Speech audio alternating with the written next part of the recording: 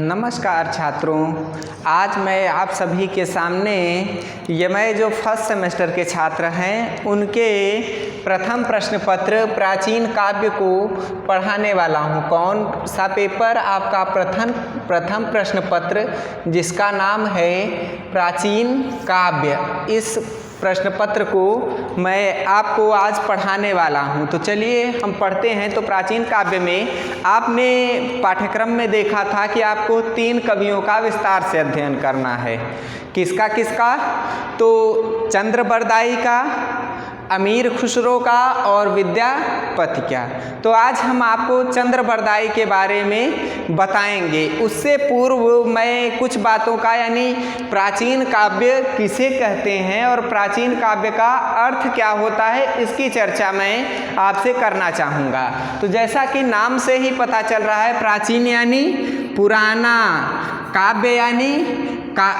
काव्य यानी जो छंदोबद्ध रचनाएं हों या जिनमें गेय पद हों, वे रचनाएं क्या होती हैं? काव्य होती हैं। काव्य के लिए आपको कई परिभाषाएं काव्य शास्त्र में पढ़ाई गई हैं कि वाक्यम रसात्मकम काव्यम, यानी रसात्मक जो वाक्य हो, जो आनंद प्रदान करे, वह काव्य होता है, वह साहित्य काव्य होता है। और क्या है? रमणीयार्थ प्रतिपादकः शब्दम काव्यम। तो काव्य की परिभाषा हम थोड़ा सा आपको विस्तार में नहीं जाकर के सामान्य रूप में बताएंगे कि रमणीयार्थ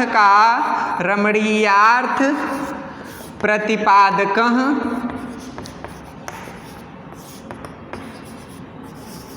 काव्यम, यानी रमणीय अर्थ का प्रतिपादन करने वाला काव्य होता है। और क्या?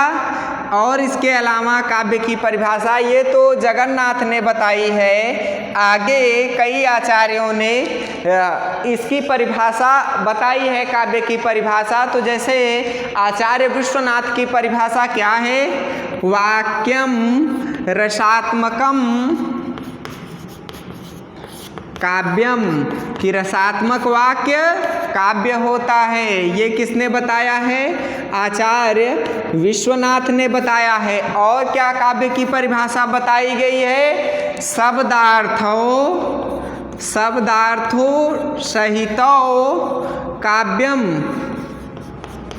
शब्दार्थो सहितो काव्यम, शब्द और अर्थ से युक्त रचना क्या है?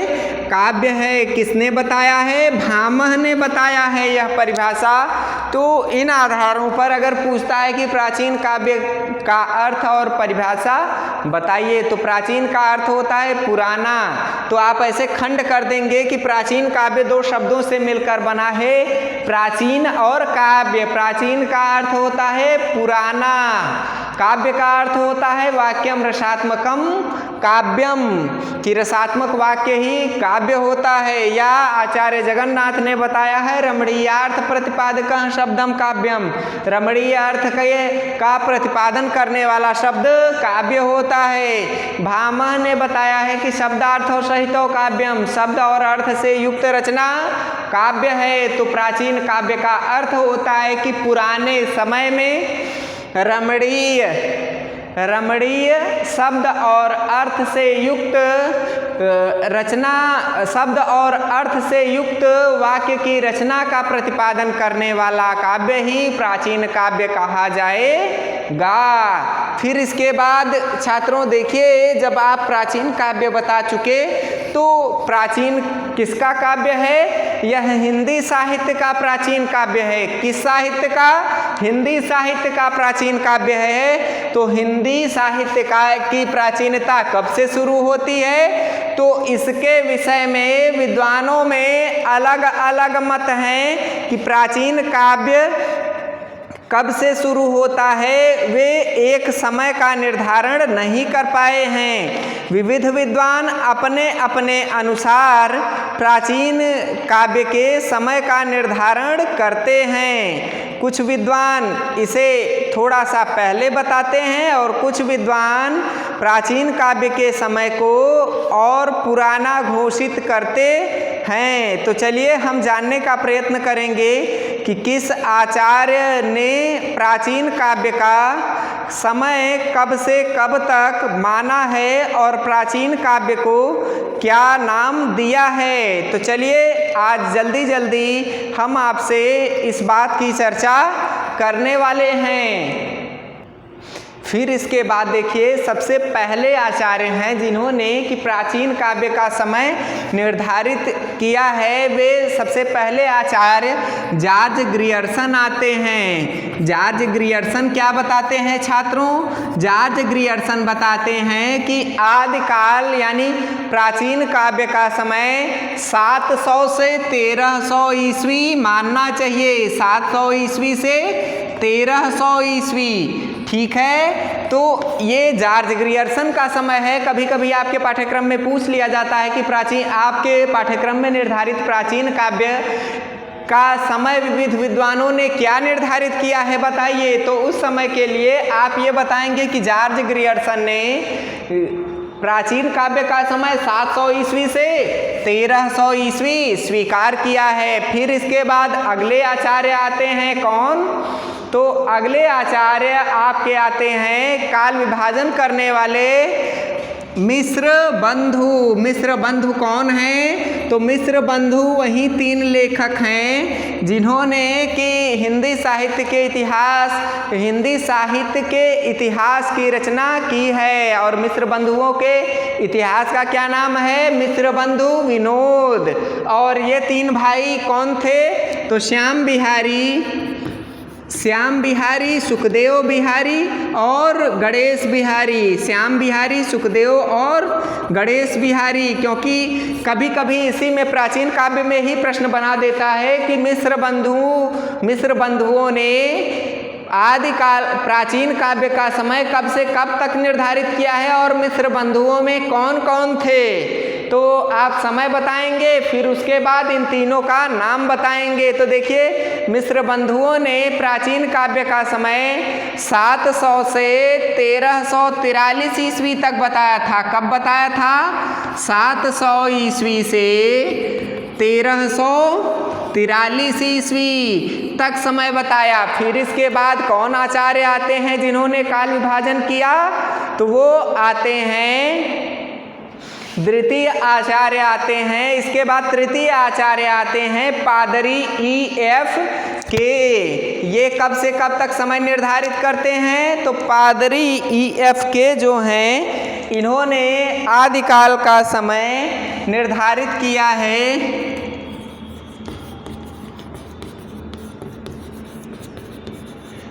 FK ने आदिकाल का समय निर्धारित करने का काम किया है 1150 विक्रमी संवत से कब तक? 1550 विक्रमी संवत तक। 1550 विक्रमी संवत तक। तो जिन्होंने जहाँ से जहाँ तक बताया है, देखिए इन दोनों ने तो ईस्वी में बताया है और इन्होंने विक्रमी संवत में सन निकालना हो तो इसी में 57 साल आप माइनस कर दीजिए। तो जब आप 57 साल माइनस करेंगे तो क्या निकलेगा इसमें? तो 1093 ईस्वी से लेकर ये 1493 ईस्वी तक इसका समय मानते हैं। आदिकाल का समय ये कब से कब तक मानते हैं? तो 1093 से 1493 ईस्वी तक इस आदिकाल का समय मानते हैं। फिर इसके बाद अगले आचार्य कौन आते हैं? तो अगले आचार्य आते हैं पंडित रामचंद्र शुक्ल। ये क्या कहते हैं? रामचंद्र शुक्ल बताते हैं, ये सबसे महत्वपूर्ण आचार्य हैं। ये कहते हैं कि आदिकाल का समय शुरू होता है 1050 विक्रमी संवत से 1050 विक्रमी संवत से 1350 विक्रमी संवत तक। तो देखिए इन्होंने रामचंद्र शुक्ल ने आदिकाल का समय या आपके प्राचीन काव्य का समय 1050 से 1350 विक्रमी संवत तक आदिकाल के समय का निर्धारण किया है। फिर इसके बाद कौन आते हैं? इसके बाद आते हैं राम कुमार वर्मा। कौन आते हैं? राम कुमार वर्मा। वो बताते हैं कि आदिकाल का जो समय है वह कब से कब तक है। तो राम कुमार वर्मा बताते हैं कि आदिकाल का समय जो आपके पाठ्यक्रम में निर्धारित है वह 750 से 1375, 750 विक्रमी संवत से 1375 विक्रमी संवत तक है। यानी यहाँ राम कुमार वर्मा अपने समय का निर्धारण इस तरह से करते हैं। फिर इसके बाद कौन आचार्य आते हैं? तो गणपति चंद्र गुप्त आते हैं। वो क्या बताते हैं कि आदिकाल का समय कब से कब तक है। आप कमेंट करके बताइए कि कब से कब तक है।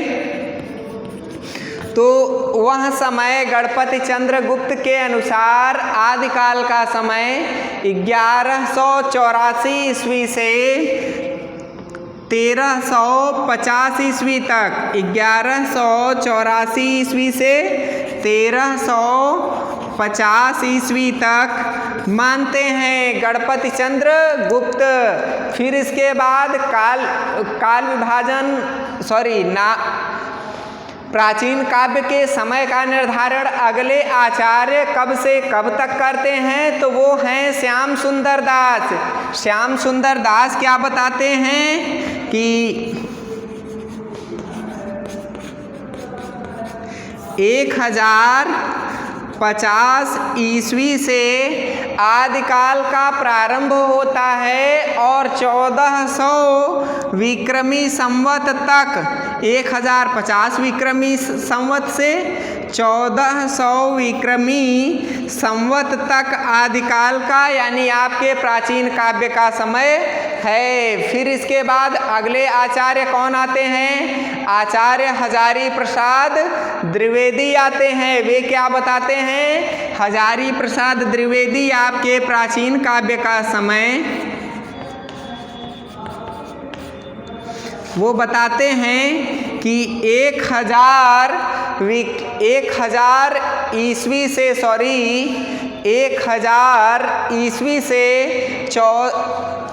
1000 विक्रमी संवत से 1400 विक्रमी संवत तक इसका समय है। तो देखिए जो बातें विक्रमी संवत में दी गई हैं उसे सन में आप परिवर्तित करना चाहें तो 57 साल उसमें से घटा देंगे तो आपको सही समय मिल जाएगा। इसके बाद राम खिलावन पांडे आते हैं। वो बताते हैं कि प्राचीन काव्य का समय 1000 से 1400 विक्रमी संवत ही है। तो जो हजारी प्रसाद द्विवेदी ने जिस समय को दिया है ठीक वही समय राम खिलावन पांडे ने भी दिया हुआ है। तो इन विचारों को देखने के बाद हम इस निष्कर्ष पर नहीं पहुंच पाते हैं कि आपके प्राचीन काव्य का समय कब निर्धारित किया जाए।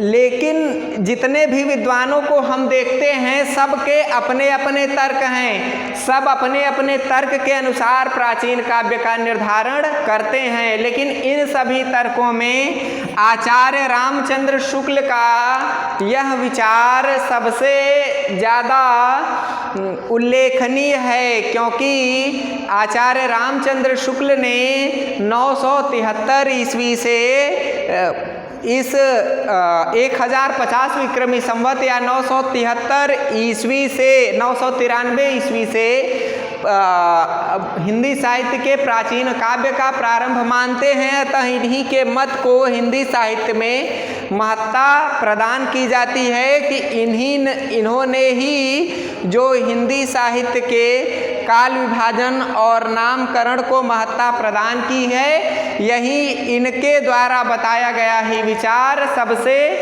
अवलोकनीय है और सबसे उत्कृष्ट है। तो देखिए, यह विचार जब आपसे पूछा जाएगा कि प्राचीन काव्य का समय कब से कब तक माना जाता है, तो आप पहले इन विचारों को लिखेंगे। लिखने के बाद लिखेंगे कि आचार्य रामचंद्र शुक्ल जी द्वारा बताए गए 1050 विक्रमी संवत से 1350 विक्रमी संवत को ही हिंदी साहित्य में महत्ता प्रदान की जाती है। और यह इसलिए प्रदान की जाती है क्योंकि काल विभाजन और कृतियों के मिलने से हिंदी के पहले कवि तो पहले हो गए हैं सरहपा, लेकिन उनकी कृति कोई विशिष्ट कृति नहीं मिल पाई है। हिंदी का केवल दर्शन मात्र प्राप्त होता है, लेकिन उसमें विशिष्टता नहीं आ पाई है। कृति कब मिलती है? देवसेन कृत श्रवकाचार्य से एक पुस्तक के रूप में हिंदी काव्य की रचना हुई है। इस कारण से रामचंद्र शुक्ल के इस समय को प्राचीन काव्य का सबसे श्रेयस्कर समय माना जाता है। अब एक प्रश्न आपके पाठ्यक्रम में इस पर और बनता है कि प्राचीन काव्य का विविध नामकरण क्या क्या है, विस्तार से समझाइए। तो विविध विद्वानों ने प्राचीन काव्य के विविध नाम दिए हैं। देखिए छात्रों, अब हम आपको बताने वाले हैं कि प्राचीन काव्य के विविध नाम क्या हैं और किस विद्वान ने प्राचीन काव्य का क्या नामकरण दिया है, इस पर मैं आपसे चर्चा करने वाला हूं। क्योंकि ये छोटे छोटे प्रश्न, एक तो प्राचीन काव्य का समय और दूसरा प्राचीन काव्य के विविध नाम हमेशा पूछे जाते रहते हैं परीक्षाओं में। अगर यहाँ 20 नंबर में नहीं आता तो 10 नंबर में आएगा, 10 नंबर में नहीं आता तो 4 नंबर में पूछा ही जाएगा, यह गारंटी है। यहाँ आप लिख लीजिए। तो देखिए, हम शुरू करते हैं कि प्राचीन काव्य के विविध नाम क्या क्या हैं। तो एक तरफ देखिए नामकरण का कॉलम आप बना लीजिए कि क्या नामकरण हुआ है, और एक तरफ मानने वाले विद्वान, यानी किस विद्वान ने क्या नाम दिया है। तो सबसे पहले विद्वान हैं जिन्होंने प्राचीन काव्य का नाम निर्धारित किया है, वह है जॉर्ज ग्रियर्सन। जॉर्ज ग्रियर्सन ने आपके प्राचीन काव्य का क्या नाम दिया है? उन्होंने नाम दिया है चारण काल। क्या नाम दिया है? चारण काल। मानने वाले विद्वान कौन हैं? George Grierson. तो ये चारण काल नाम क्यों देते हैं? क्योंकि प्राचीन काव्य में जो भी रचनाएं की गई हैं वह राजा के आश्रित जो कवि थे उन्होंने अपनी राजा की प्रशंसा में कृतियों की रचना की है। इस कारण से उन राजाओं की चटुकारिता को लेकर इन्होंने चारण काल नाम दिया है। अगला नाम क्या है प्राचीन काव्य का? तो अगला नाम है आरंभिक काल। क्या नाम है? आरंभिक काल। किसने दिया है? तो आरंभिक काल नाम दिया है मिश्र बंधु ने। किसने? मिश्र बंधु ने।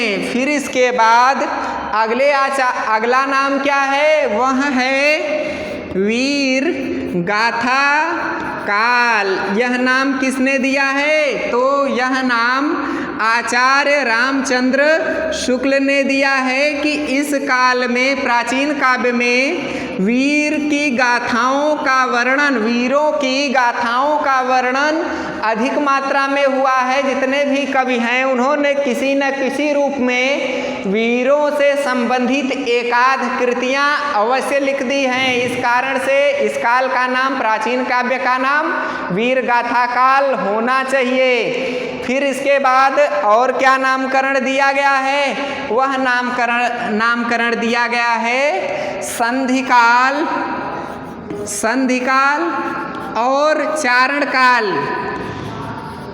यह नाम किसने दिया है? यह नाम दिया है राम कुमार वर्मा ने। किसने? राम कुमार वर्मा ने यह नाम दिया है। फिर इसके बाद अगला नामकरण प्राचीन काव्य का क्या हुआ है? प्रारंभिक काल। यह नाम किसने दिया है? प्रारंभिक काल नाम दिया है गणपति चंद्र गुप्त ने। इन्होंने यह तर्क दिया कि इसलिए इसे हिंदी का प्राचीन काव्य माना जाए। आरंभ क्योंकि यहाँ से हिंदी साहित्य लिखना शुरू हुआ था, इस कारण से प्राचीन काल को नाम देना चाहिए प्रारंभिक काल। फिर इसके बाद संक्रांति काल नाम दिया गया है।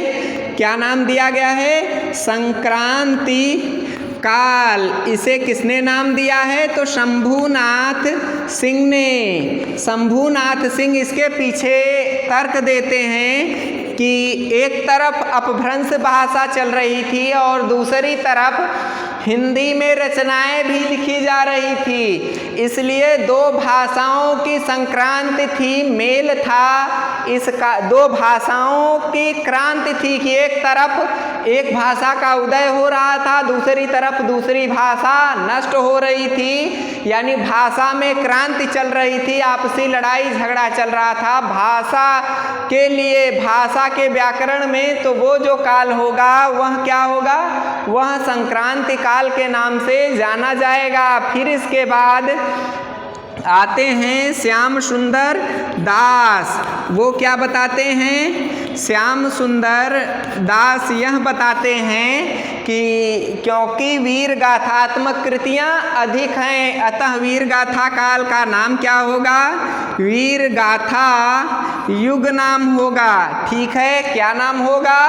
वीर गाथा युग नाम होगा। फिर इसके बाद अगले आचार्य आते हैं जिन्होंने कि आदिकाल के नामकरण में अपनी अहम भूमिका निभाई है, तो वो हैं राम खेलावन पांडे। वो बताते हैं कि संक्रमण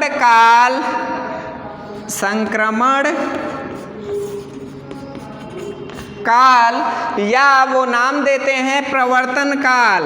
आदिकाल को क्या नाम देते हैं? संक्रमण या प्रवर्तन काल। और वो बताते हैं कि संक्रमण और प्रवर्तन इसलिए कि दो भाषा का आपस में संक्रमण हो रहा, भाव सब में यही है, लेकिन अंतर किस बात का है? तो अंतर इस बात का है कि ये आचार्य केवल अपने मत के आधार पर छात्रों को केवल ताकि याद करने में दिक्कत हो, इस कारण से ऐसा नाम दिया है। बात उनकी भाव लगभग सभी आचार्यों का एक ही है। फिर इसके बाद प्राचीन काव्य का अगले नाम देने वाले अगले आचार्य हैं महावीर प्रसाद द्विवेदी। इन्होंने क्या नाम दिया है? बीजोपन काल। क्या नाम दिया है? बीजोपन काल। नाम देने वाले आचार्य कौन हैं?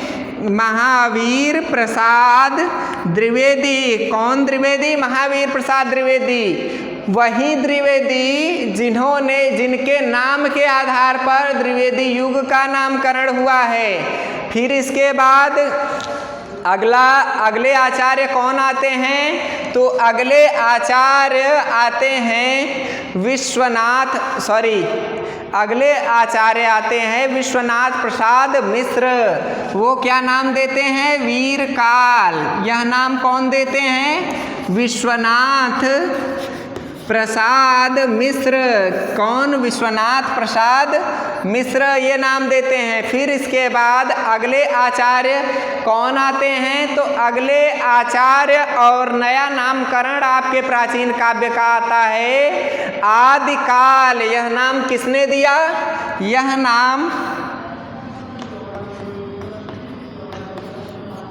नाम आचार्य हजारी प्रसाद द्विवेदी ने दिया कि इस काल का नाम आदिकाल होना चाहिए। आदि यानी प्राचीन, काल यानी समय। प्राचीन काव्य या प्राचीन काल नाम देने का कार्य किसने किया? आचार्य हजारी प्रसाद द्विवेदी ने। फिर अगला नामकरण किसने किया?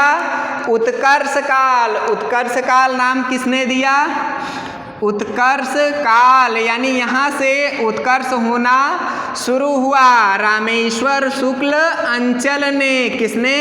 रामेश्वर शुक्ल, जो अंचल के नाम से प्रसिद्ध हैं। उन्होंने इस साहित्य को नामकरण देने का प्रयास किया है। फिर इसके बाद कौन आते हैं? सिद्ध सामंत काल। यह नाम किसने दिया?